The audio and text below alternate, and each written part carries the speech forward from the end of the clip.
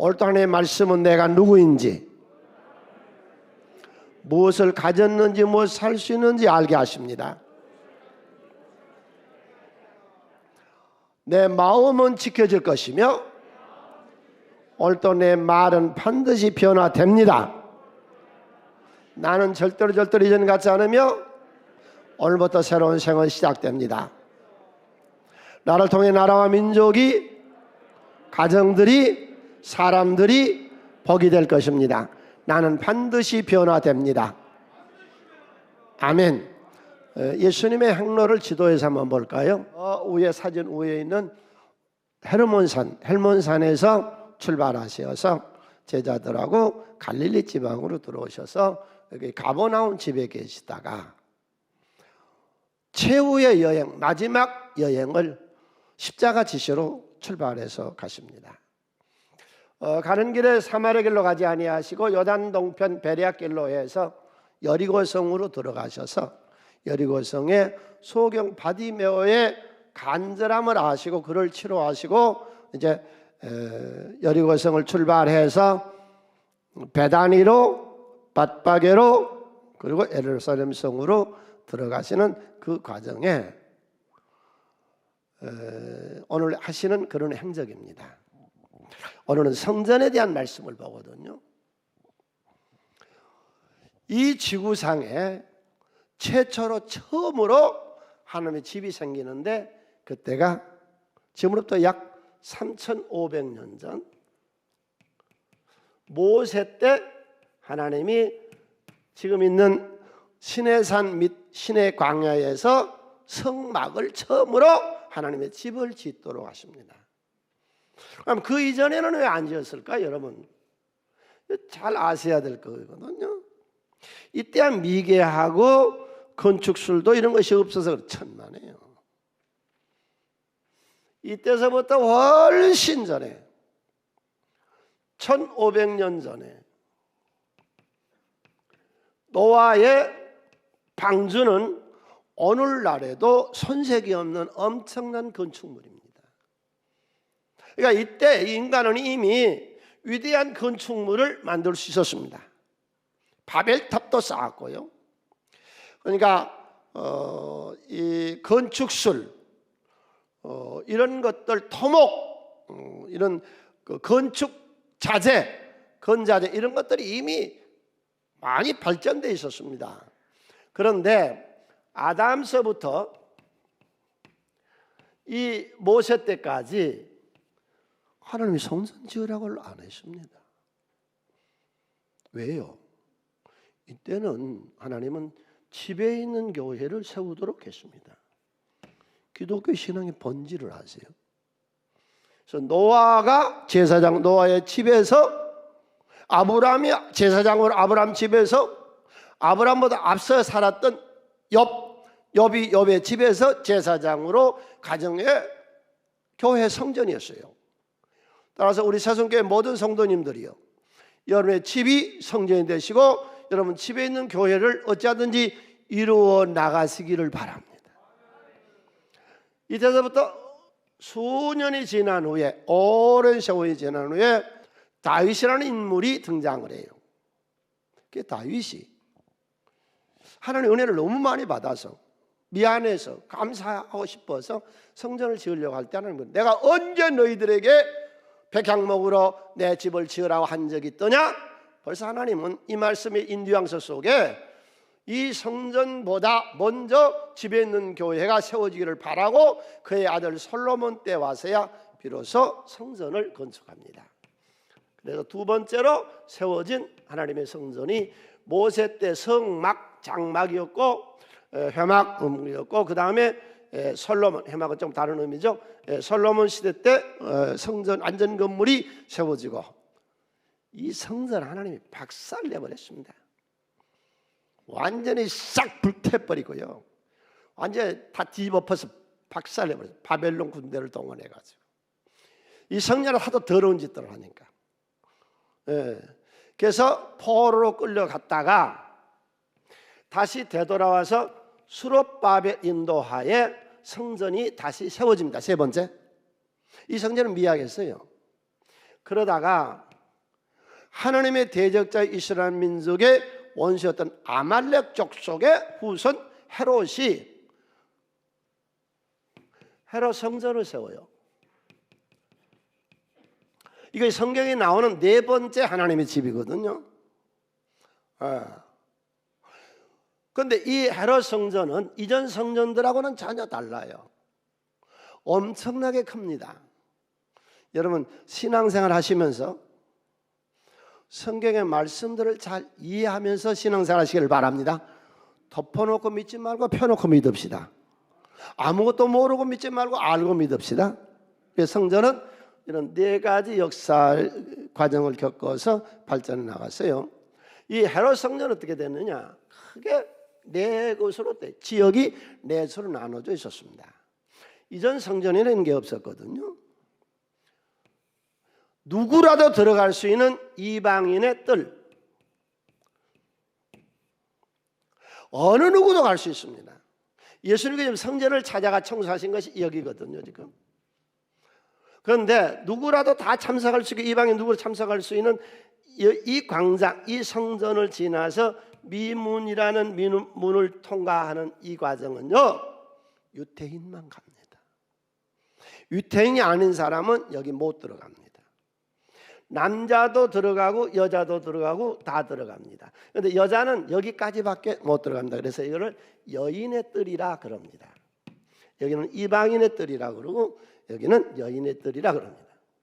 여기서 문을 통과해서 제사를 드리는 장소로 물두멍이 있고 번제단이 있고 하는, 여기는 남자만 들어가서 이스라엘 사람들의 뜰이라 그래요. 사람들의 뜰. 네.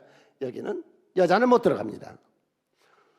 여기는 지성소와 성소가 있어서 제사장들만 들어가서 여기를 제사장 뜰이라 그럽니다. 그러니까 예수님 시대에 예수님이 청소하셨던 성전 당시는 이렇게 네 구역으로 나누어져 있었는데 여기를 지금 뒤집어 엎은 겁니다. 여기서 더러운 짓들을 했거든요. 오늘 내용의 전체의 개관이고, 아무튼 예수님께서 갈릴리 지방을 출발하시어서 요단 동편 길로 해서 여리고 고대 도성을 지나 예루살렘으로 쓱 들어가셨는데, 마가의 다락방의 집에도 찾아갈 수 있고 관공서에도 찾아갈 수 있고 여기 친지 아는 사람을 찾아갈 수도 있었는데, 그럼 가장 먼저 어디를 찾아가셨어요? 우리 신앙 핵심이에요. 성전을 찾으셨어요.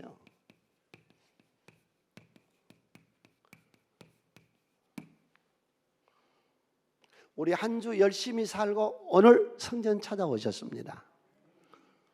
영선 예배 드리신 분 그곳에서도 하나님 성전이 되시기를 바랍니다. 바울 사도가 1차 선교여행, 2차 선교여행, 3차 선교여행을 다 마치면 반드시 자기 본교회 안디옥 교회를 찾아갑니다. 여러분 평생을 사시면서 할 수 있으면 자기 본교회를 정해놓으시기를 바랍니다. 떠돌이 말고요. 그게 꼭 우리 새성교회 될 이유는 없습니다. 어디 상관없습니다. 자기의 모교회, 본교회. 다윗은 무슨 일을 다 하면 항상 하나님의 성전에 가요. 다윗의 간절한 소원이 뭐요? 하나님 믿고 영적으로 육적으나 잘된 자가 되시기를 바랍니다. 그 사람은 그 마음에 고향 내가 원하는 것이 어디냐? 시편 23편 6절 다시는 읽습니다. 내 평생의 선하심과 인자하심이 반드시 날 따르니 내가 여호와의 집에 영원히 살리로다. 내 성전, 하나님의 성전의 문에 문지기로 있는 것이 좋사오니 다른 곳에서 첫날보다, 다른 어느 곳에서 와서는 것보다. 솔로몬도 왕위에 등장하고 나서 가장 먼저 했던 것이 기브온 산당에 가서 그가 1000번제를 드려요. 성전이 뭐 하는데요? 요약합시다. 첫 번째로 성전은 내 삶을 점검하는 데요. 여기가 일주일 동안 내가 어떻게 살았어요? 부부관계는 어떻게 지냈어요? 여기 지금 그 생각하셔야 돼요. 자식들은 어떻게 교육시켰어요? 부모님한테는 어떻게 하셨어요? 사회생활은 정확히 하셨어요?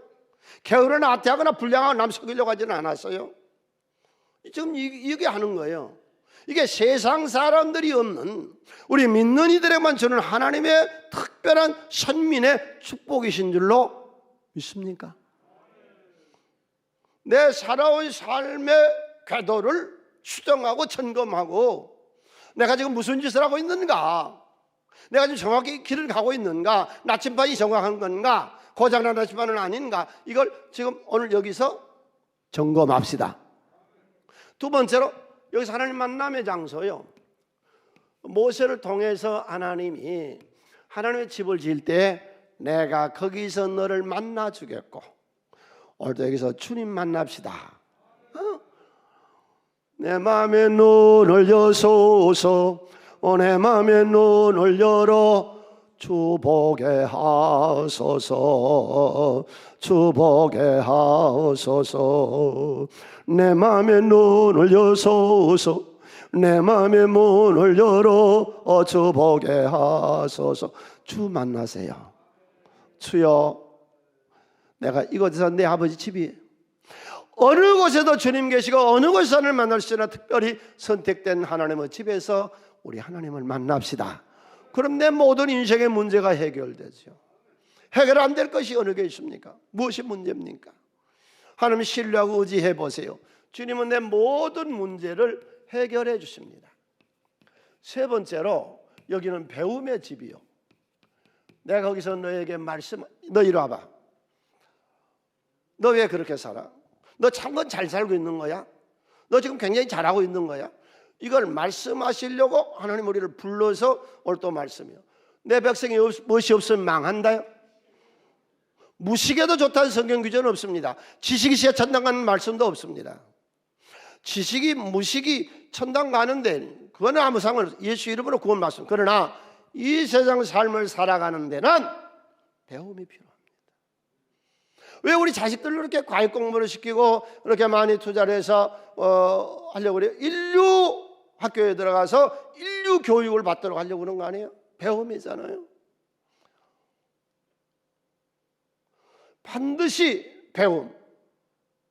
안 배워서 되는 게 아니에요. 하나님 은혜를 받되 영육간에 익숙한 전문가가 되시기를 바랍니다. 네 번째로 오늘 또 여기 오셔서요, 이 세상을 이길 힘을 얻으세요. 지치고 피곤한 영혼이, 배터리가 다 방전해버리고 배터리가 힘이 없을 때 여기서 재충전을 받아요. 오늘 또 여기 오셔서 찬송을 하면서요, 재충전을 받으세요.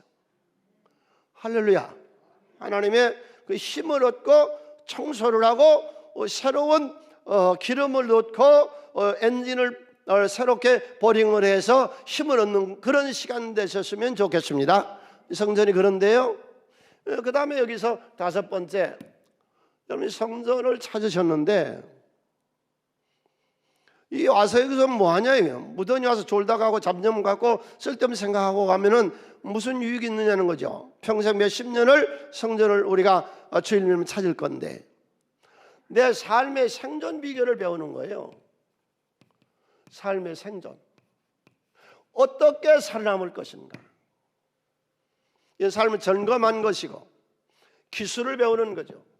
삶의 생존 기술을, 내가 공무원으로 있느냐, 교사로 있느냐, 내가 자영업자로 있느냐, 내가 직장인으로 있느냐, 무엇으로 있는지 내가 거기서 생존하고 이것을 발전시켜 나갈 수 있는 그런 기술을 하나님에게서 배웁시다. 예, 마지막 여섯 번째로 우리가 주일날 여기 오셔서요, 많은 깨달음, 그러니까 이거는 주님이 주신 지혜죠. 신이 나에게 베푸신 은혜, 은혜로다. 하나님의 은혜가 이 시간도 모든 이에게 넘치시기를 축원을 드립니다. 할렐루야. 그리고 예수님께서 이 악과 대적을 합니다. 이때 예루살렘 성전은 타락과 부패, 제사장들은 성전을 돈 버는 장소로, 그때 이스라엘 민족의 입법, 사법, 행정을 다 통과하고 있는 것이 산헤드린 회원인데, 산헤드린 회원들은 교회의 제사장과 서기관들이 되는 겁니다. 그러니까 교회, 그때 성전이죠. 이 성전에서 타락과 부패와 돈 버는 그런 집단, 세상의 지위와 명예를 얻는 그런 집단, 그렇게 돼 있었어요. 그러니까 이때 바리새파, 사두개파, 서기관, 이런 사람들은 다 오늘날 우리가 믿음의 눈으로 볼 때 다 이단들입니다. 예수 십자가 못 박은 사람들이 이 사람들이거든요. 그리고 아브라함의 전통 신앙이 아닌 이단들이거든요. 사두개파가 대다수가 제사장이었고 바리새파는 서기관이었습니다. 이스라엘의 모든 사람들은 1년에 절기를 지키러 6월절에 예루살렘 성을 방문해요. 디아스폴라 멀리 있는 사람도 다 모여들어요. 두 가지를 해야 돼요. 반드시 이스라엘 남자 유대인들은 성전 세금을 내야 돼요. 성전이 운영될 수 있는 성전 세금을 내야 되는데, 이 성전 세금을 당시에 썼던, 통용됐던 로마 화폐로는 안 받습니다. 이때 세금을 히브리 화폐로 받는데, 히브리 화폐가 그때 당시에 없었거든요. 그러니까 히브리 화폐를 그때 두로의 은돈을 썼는데, 은을 사가지고 환전을 하네요. 환전. 로마 화폐를 두로의 은전으로 환전하는데 2%에서 4%의 마진을 붙습니다. 아주 폭리라는 거죠. 지금 은행에서 우리 1년 돈 맡기면 몇 프로 줘요? 1.5% 정도 주잖아요. 1년 받을 이자를요, 단번에 그 자리에서 뽑아낸 거예요. 그러면 누가 그 환전상을 할 수 있느냐? 제사장의 아들들, 아니면 제사장의 이 리베이트 자리에서 많이 돈을 준 그런 커미션을 준 그런 사람들이 여기 사니까 이걸 이용해서, 이 환전상을 이용해서 제사장들이 떼돈을 버는 거죠. 두 번째로 짐승을 갖다가 바쳐야 돼요. 소나 양이나 비둘기를. 그런데 그걸 집에서 끌고 오거나 멀리 있는 사람들 가져올 수가 없잖아요. 그러니까 가까이 있는 사람들도 끌고 오다가 혹시 짐승이 잘못될 수도 있잖아요. 그래서 예루살렘 성 안에 있는 시장에 사는데 그거 가지고 와봤자 검사관이 검사를 해야, 통과를 해야 제물이 됩니다. 다 대자를 놔버립니다.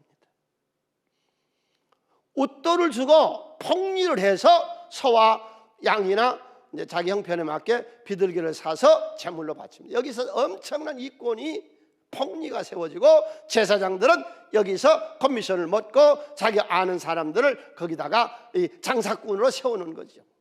이렇게 타락해서 이걸 예수님이 와서 싹 다 뒤집어 버리는 거예요. 예. 이 돈 바꾸는 자들의 상을 다 뒤집어 버리고, 이 타락하고 부패한 것들을, 이 짐승들을 사고 파는 것들 다 쫓아내 버리시고, 네. 이 부패하고 타락하고 더럽게 병들어 있는 이 타락한 성전, 그 당시 형편이 이단들이에요. 정상적인 신앙인들이 아닙니다. 성전을 이용해서 떼돈을 벌고 부정부패, 여기서 이권 장사를 했고 정치 권력을 만들어내고 했던 그런 타락하고 부패한 헤롯 성전이었어요. 이걸 예수님께서 다 뒤집어 엎어요. 힘이 있어야 돼요. 그러면 다른 사람들은 이렇게 제사장들이 나쁜 짓거리를 하고 이렇게 못된 짓거리를 하고 있는데도 왜 나서지를 못했냐? 힘이 없어. 제사장을 대적할 만한 힘이 그들에게는 없었어요. 예수님 하나님의 권능, 권세를 가지고 확 다 뒤집어 엎고 다 쫓아내버리고 다 흩어버렸어요. 성전을 깨끗하게 해서 오늘 제목이 성전을 청소하세요. 힘이 있어야 돼요. 지금 우리가 우크라이나 사태를 봅니다. 소련 연방이 해체될 때에 러시아도 독립국가가 됐고 우크라이나도 독립국가가 됐고 키르기스탄이라든지 거기 많은 나라들이 이렇게 독립했거든요. 소련 연방 해체될 때. 그때 우크라이나도 독립국가가 됐습니다. 그런데 엄청난 핵무기를 가지고 있었습니다. 소련, 미국 다음으로 많은 핵무기를 가지고 있었던 나라가 우크라이나입니다. 핵탄두를 1800개 가지고 있었고요, 대륙간 탄도 미사일을 수없이 가지고 있었습니다. 그걸 미국 말을 듣고 미국 이걸 다 폐기하자, 그럼 우리가 지켜주고 경제 발전시켜줄게. 그래서 그 말을 듣고 28년 전에 다 폐기하고 나니까 오늘날 어떻게 됐어요? 미국은 한 사람도 그거 갖다가 도와주지 않습니다. 러시아의 속국이 되게 됐습니다. 왜? 힘이 없으니까. 그때 애교 문서, 평화협정 서약 여러분까지 종이짝 찢어버리면 그만입니다. 힘이 있어야 지키는 거죠. 여러분, 베트남이 공산화될 때요, 파리에서 미국하고 베트공하고 파리에서 평화협정, 남북평화협정, 그까지도 평화협정 찢어버려, 예겸서 찢어버리면 그만인 거예요. 힘이 있어야 되는 거예요. 우크라이나를 보고서 우리 대한민국이 지키려면 힘이 있어야 되는 거예요. 그래서 우리 국민의 71%가요 우리도 핵무기를 갖자, 절대 가지면 안 된다, 평화로 말로 다 당합니다. 무슨 힘으로 지킵니까? 남북평화협상 그거 다 쓰잘데없는 소리들이요. 힘이 있으면 밀고 와버리니까. 우크라이나 보세요. 우크라이나가 28년 전에요 평화협상, 예경문서, 각서 다 받았습니다. 지금 무슨 소용이 있습니까? 밀고 들어와 버리는데. 더 웃기는 게, 나는 이번에 그 우크라이나 사태를 보고 깜짝 놀라면서도 했던 것이 뭐냐, 거기 우리나라 상사들이 다 들어가 있더라고. 우리나라 기업들이. 우리끼리 뭐 한다고? 우리 민족끼리? 지금 이 시대가 어느 시대인데 우크라이나도 우리나라의 대기업들이 다 들어가 있어요. 전 세계를 상대로 하는 것이죠. 아무튼 여기서 우리가 볼 수 있는 것이, 힘이 있어야 평화는 지킵니다. 힘이 없는 외교 문서나 평화 조약이나 이따위 종이는 찢어버리면 그만입니다. 우크라이나가요 28년 전에 미국 말 안 듣고요 다 갖고 있었다면 오늘날 감히 러시아가 어떻게 들어옵니까? 그 많은 핵탄두를 가지고 있는데 못하지요. 단추 눌러버리면 모스크바도 불바라다 돼버릴 건데 힘이 없으니까 당하잖아요. 주여, 여러분 개인 한 사람 한 사람도 오늘 또 이 말씀을 듣고 힘있게 사세요. 여러분의 가정도 힘이 있어야 돼요. 이게 힘이 없으니까 자꾸 쪼고 자꾸 괴롭히고 왕따 당하는 게 뭐예요? 힘이 없으니까 당하는 거잖아요. 여러분, 기독교 신앙은요, 우리의 신앙은요 투쟁입니다. 이스라엘 민족들이 애굽에서 풀려나와 적각구는 가나안 땅에 들어가는데 깜짝 놀래요. 여러분도 깜짝 놀래야 돼요. 적과 꿀이 흐르는 삶이라고 하는 것은 너무 좋고, 부동산이, 금과 은이, 은행 저축이, 넓은 평수의 아파트가, 그가 적과 꿀이 흐르는 것인 줄 알았거든요. 그런데 가서 보니까 여리고성 전쟁, 아이성 전쟁, 남부연합군 전쟁, 기부원 전쟁, 북부연합군 전쟁. 언제 타락하는, 당신이 언제 타락한 줄 아세요? 사사기 1장에 싸우려고 안 할, 이 핑계 저 핑계 대고 싸우지 않으려고 할 때에 우리 신앙은 타락한 겁니다. 우리의 인생사는 뭐라고요? 투쟁이요. 악하고 투쟁이에요. 사탄과 투쟁이에요. 예수님 투쟁해서 다 뒤집어 버리잖아요. 모세가 르비딤에서 아말렉하고 전쟁에서 이기잖아요. 이 성경 인물이죠. 여호수아 가나안 정복에 군대 이끌고 승리해 나가, 다윗이 130만 명의 군대를 끌고 정복 전쟁에 승리하잖아요. 믿습니까? 예수님이 악한 것들하고 싸우고 바울 사도가 대적자들하고 싸우잖아요. 이게 기독교 신앙이에요. 뭘로 이길까요? 여러분, 기도로 승리하세요. 영력 힘을 얻으세요. 예수님 뭐라고 말씀하신 줄 아세요, 여러분? 마태복음 10장 34절에서 이런 말씀하세요. 내가 세상에 무엇을? 화평을 주는 줄로 착각하지 마라. 생각도 하지 마라. 화평이 아니고 뭐요? 검을 주러 왔어요. 검을. 가난과 질병과 대적자와 악행과 역경과 오늘 또 싸워 이기시기를 바란다. 무엇으로? 검으로. 검이 뭔데요? 에베소서 6장 17절 구원의 투구와 승리의 검 하나님 말씀을 가지고 이 검은 말씀이거든요. 이 말씀으로 오늘 이 말씀을 듣는 모든 분들 가정의 어떤 갈등도 내 삶의 어떤 갈등도 나를 괴롭히는 어떤 대적자도 나는 목회하면서 수많은 대적자를 보았습니다. 내가 나서서 싸움을 수가 없어요. 목사라 엎드려 기도했어요. 하나님이 영원히처럼 다 승리하시더라고. 할렐루야. 그리고 성경에서 항상 즐거워라 그래. 즐기라. 여러분 어떤 것도 무서워하지 말고 두려워하지 말아요. 그 일을 즐기세요. 투쟁을 즐기세요. 나를 괴롭히는 것들하고 즐기세요. 즐기는 자가 이기더라고. 인생은 무엇이라고요? 투쟁. 예수님이 투쟁했어요. 계속 싸우고 믿음의 사람들이 다 싸우잖아요. 세 번째로 오늘 또 이 말씀으로 여호와 니시 승리하시기를 바랍니다. 말씀이 영감을 주시거든요. 자, 성전 얘기가 나왔거든요. 약간 좀 다른 차원에서 보겠습니다. 서론에서 나왔어요. 집에 있는 교회. 집에 있는 교회. 여기 성전교회하고 어떻게 다를까요? 성전교회는 오늘 또 내가 일방적으로 선포합니다.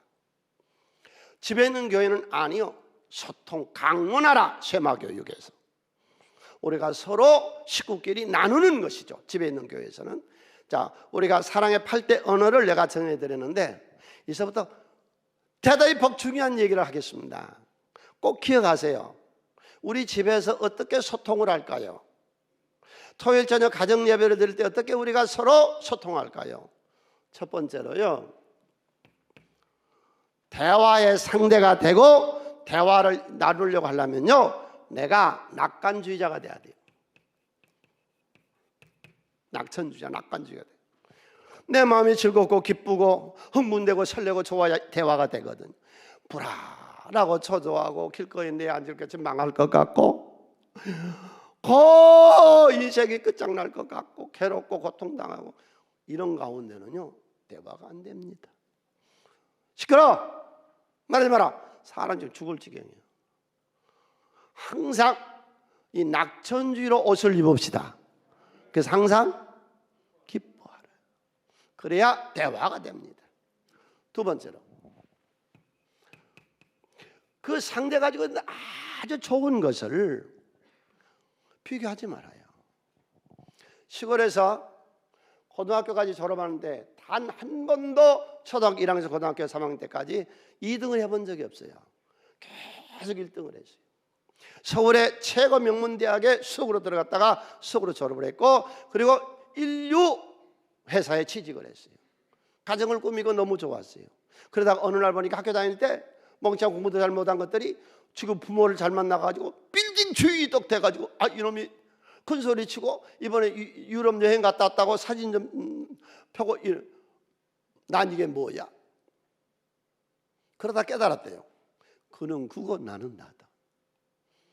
얼마 전 우리나라의 그 국무총리로 대학교 교수가 지명된 적이 있습니다. 그런데 그의 집이 100평이었어요. 집 100평이 이건 자기가 따로 청문회에서 그것까지 계속 논란이 됐어요. 이렇게 호화스럽게 100평짜리 사는 사람이 서민을 알겠느냐? 이런 사람은 절대로 국무총리 시험을 안 된다. 그리고 반대당에서 계속 쪼아대니까 이 사람 귀찮으니까 안 한다고 그냥 그만둬버렸어요. 근데 나중에 그 집에서 가사도밀이라는 사람을 그 기자가 만나가지고 이 얘기를 나눴어요. 회견을 했는데 사람마다 사는 공간이 다르십니다. 방투칸 갖고 충분한 사람도 있고요. 이분은 그렇지 않습니다. 노모를 모시고 살아요. 노모가 사는 공간이 있어야 돼요. 대학교 교수니까요, 윤곽 서재가 있어야 돼요. 제자들이 늘 방학 때 같은 데 늘 찾아와요. 응접실이 있어야 돼요. 응접실이. 나는 노모를 돌봐야 되고 바쁜 이분들의 뒷발을 해야 되니까 가사 도우미 내가 있어야. 이분들은 백병도 좁아요. 베드로야 너 순교하겠다. 그럼 요한은 어떻게 되겠습니까? 그거 너하고 뭔 상관이냐? 제발 부탁해 새송교회 모든 이 하나님의 은혜를 받은 믿음의 사람들이요, 당신 아내를 다른 여자하고 비교하지 마시라. 모든 아내들이 당신의 남편을 다른 남자하고 비교하지 마시라. 내 자식이 어떤 점수를 맞아왔든지 간에 내 자식과 남의 자식, 이 장로님, 김 장로님, 박 장로님 자식들하고 비교하지 마시라. 내 부모, 재산 많은 부모, 재산 없는 부모 비교하지 마시라. 그것만이 가지고 있는 좋은 것. 세 번째로, 실제를 얘기하지 마세요. 실제를. 그럼 거짓말하는 거예요? 아니에요. 직설적인 표현을 하지 마세요. 직설. 실제 있는 사실을 말하지 마세요. 야, 너 어찌 이렇게 못생겼냐? 그 못생긴 줄 안다고. 호말한 거 많이 늙으셨어요? 네가 말 안 해도 늙은 줄 알아. 이게 하나님의 합법을 한번 보시겠어요? 하나님의 합법. 하나님이 그 아브라함의 저 사라하고 얘기를 나누다가 그 아브라함한테 그 일러 바치거든요. 하나님이 이렇게 어떻게 일러 바치는가 보세요. 사라의 한 말이 창세기 18장 12절 사라가 속으로 웃고 이르되 내가 노시하였고 내 주인도 늙었으니 내가 무슨 즐거움이 있으리요. 여호와께서 아브라함에게 이르시되, 가서 일러요. 사라가 왜 웃으며 이르기를 내가 늙었거늘 어떻게 아들을 낳으리요. 아브라함 비방한 얘기는 안 하잖아요. 내 남편 고조망 아주 다 늙으니 망태 그 영감탱이 자식 못 낳아. 그렇게 말했거든. 그런데 하나님 그 말은 안 하잖아. 네. 사라가 내가 늙었다고만 말했지 아브라함이 늙었다고 말 안 하잖아요. 크게 쳐요. 직설이나 사실을 말하지 말고 화평을 말하라. 우리 집에서 나눔의 시간에. 할렐루야. 그리고 대화 중에 아주 나쁜 대화가 뭐가 있냐면요, 이 이김질하는 대화입니다. 꼭 이겨 먹어야 된다는 거예요. 아주 피곤해요. 처음에 나를 만났거든요. 그게 무슨 얘기를 하더라고. 그러더니 1시간 동안 얘기하는데 계속 그 자기 얘기가 옳다고 막 그것만 나를 설득시키니까 아주 피곤해서 이 얘기를 못 하겠어. 이김질. 자식을 이겨 먹으려고 하는 부모, 부모를 이겨 먹으려고 하는 자식, 남편을 이겨 먹으려고 하는 아내, 아내를 이겨 먹으려고 하는 남편. 이게 지옥이요. 벌써부터 아브라함이 너하고 관계에서 양보한 것처럼 서로 좀 양보하고 삽시다. 뭐 간단해요. 야, 오늘 날 참 춥다. 쌀쌀한데 뭐가 추워? 같이 좀 추워주면 안 돼? 오늘은 날이 좀 선선해 이제 풀렸네. 뭐가 풀렸어? 아직도 새벽에는 추운데 같이 좀 풀려주면 안 돼? 어? 오늘 목사님 설교가 너무 은혜스럽고 나 천만원 줬다. 뭐 맨날 하는 건데 그거 같이 은혜 좀 받으면 안 돼? 왜 꼭 상대를 깎고 이겨먹으려고 하느냐고. 아주 나쁜 대화법이요. 우리 오늘 가정에 중요한 얘기요. 집에 있는 교회에서 이런 대화가 이루어지시기를 바랍니다. 5번째로 상처. 우리 식구는요, 우리 식구의 약점을 너무 잘 알아요. 그 자꾸 상처 좀 건드리지 말아요. 예수님이 그러시잖아요. 제자들이 잘못하고 있을 때 마음은 오는데 육신이 약하도다. 그렇게 위로해 주잖아요. 너희는 이전 일을 기억하지 말며 예전 일을 생각도 하지 말라. 왜 자꾸 이전 일을 끄집어내느냐고. 10년 전, 20년 전 얘기를 자꾸 끄집어내 서로 불편하게 만드느냐고. 6번째, 서로를 격려하세요. 내 자녀를 격려하고 내 남편을 격려하고 내 아내를 격려하고 내 부모를 격려하세요. 순교했던 신부님이 이런 얘기를 했어요. 윌리엄 오드라는 신부님인데, 나는 아첨하는 사람 있지 않은데, 비판하는 사람 좋아하지 않는데, 무시하는 사람 용서하지 않는데, 그러나 격려해 주는 사람은 절대로 있지 않는다. 우리 집에서 서로 격려하세요. 7번째 대화법. 지시하거나 명령 좀 하지 마세요. 여러분, 우리 교회가 얼마나 앞장선 교회인 줄 아세요? 교회 자랑 좀 할까요? 내가 교회를 세우고 셀리더들 구역장을 세웠거든요. 구역원들이 굉장히 기분 나빠요. 나한테 늘 자주 와. 자꾸 지시하고 명령하는데 지가 뭔데 월급 주는 것도 아닌데. 그래서 40년부터 내가 우리 교회 모든 리더들에게 리더 교육을 할 때마다 지시하고 명령하지 마라. 지금 하잖아. 지금 이제야. 갑질하지 마라. 갑질. 응? 지시하고 명령하지 마라. 우리 40년 못했다고. 지금 하는데. 우리 모두 다 인생이란 게 뭐냐? 두 번째에서 삶은 투쟁이다.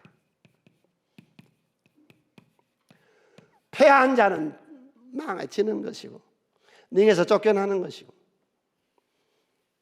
오늘 또 여기서 하나님의 말씀을 통해서 이 세상을 이겨나갈 힘을 얻으시기를 주님의 이름으로 간절히 부탁을 드립니다. 그러면 이 성전의 본질은 뭐냐? 성전의 본질. 성전의 본질. 하나님 영계 사람에게 유익하게 하는 겁니다. 세 가지로 얘기할게요. 성전은 지친 영혼이 와서 위로받는 데입니다.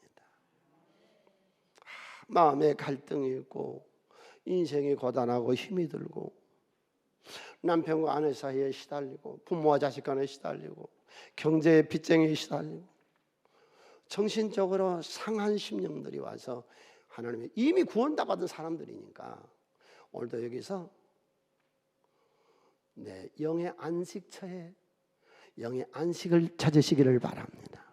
하나님 안에서 영의 안식을 찾아요. 두 번째로 성전이 어느 뭐한 여기서 지금 이 본질이 뭐냐? 육체의 쉼터입니다. 지치고 상한 내 육신의 삶에서 오늘도 하나님이 이 많은 삶의 비결을 얻어서 이 세상을 떳떳하고 자신 있게 승리하며 행복한 삶을 사시기를 축원을 드립니다. 내가 행복의 집이요. 이 성전을 왜 뒤집어 버리냐? 이 성전에서 서민들의 피를 빨아먹은 거예요. 이 이단들이 이 사람들의 피를 빨아먹는 거예요. 그래서 뽕나무 재배하던 아모스 선지자가 그런 말을 하잖아요. 예루살렘 성전의 제사장들아, 너희들은 서민들의 이 살을 다 갉아먹고 그 뼈를 불판 위에 넣어서 튀겨 먹는 것들아, 그렇게 표현하잖아요. 이 성전이 사람에게 유익한 것이지 사람의 피를 빨아먹고 사람을 괴롭히고 했던 이런 성전이 아니라는 것이요. 그게 뭐요? 내 성전은 만민이 찾아와서 기도하는 집이다. 유익하다. 영의 안식처고 육신의 쉼터고 만민이 와서 기도해서 하나님의 응답을 받는 사람에게 유익한 곳이 어디라고요? 여기 우리 교회. 마지막 네 번째, 예수님이 성전을 청소하셨어요. 성전을 어지럽히지 마세요. 여호와는 성전에 계시니 온 천하는 잠잠해. 떠들지 마라. 잠잠해. 여기서 하나님의 은혜, 기도해서 영감과 은혜 받고 사세요. 예루살렘의 평안을 구하는 자는 형통하리로다. 여기 성전의 평안은 자꾸 연기를 날리고 이 티를 날려 사람들의 눈에다가, 주여, 내가 이 성전에서 우리 하나님의 복을 누리는 자가 되게 하여 주시옵소서. 그래서 시편 120편 끝절에 보면은 너희는 성전을 위해서 복을 받아야 된다. 성전을 깨끗하게 해라. 누가 성전인데요? 내가 성전이요. 예수의 몸이 성전이고 내가 성전이요. 고린도서 3장 16절로 17절에 너희는 너희가 하나님의 성전인 것과 하나님의 성령이 너희 안에 계시는 것을 알지 못하느냐? 누구든지 하나님의 성전을 더럽히면 하나님이 그 사람을 멸하시리라. 하나님의 성전은 거룩하니 너희도 그렇게 성결을 깨끗히 청소해. 이 좋은 몸에다가 술독 만들지 말라는 말이고, 이 굴뚝 만들지 말라는 것이고, 이 탐욕과 시기와 미움과 음란을 담지 말라는 것이죠. 오늘 말씀은 여기까지 마칩니다. 주여, 내가 성전인 나를 깨끗게 하게 하여 주시옵소서. 아멘. 네, 오늘 말씀을 몇 가지로 요약해서 좀 이따 찬양하고 우리가 기도해야 되니까, 하나님, 성전에서 내가 이런 이 6가지를 깨닫게 해주시고, 이 악과 대적한 예수, 우리의 삶은 투쟁이니 비참하게 살지 말고 쉬쉬쉬쉬하고 덮지 말고 비굴하게 눌려 살지 말고 눌린 자를 자유케 하신 주님. 세 번째로는 성전은 하나님, 성전은 사람에게 유익한 것이요. 여기도 찾아와서 오늘 또 응답받고 돌아갑시다. 큰 하나님의 위로와 마음의 평안, 영혼의 안식처 깨끗하게 하는 우리가 되시기를 바랍니다.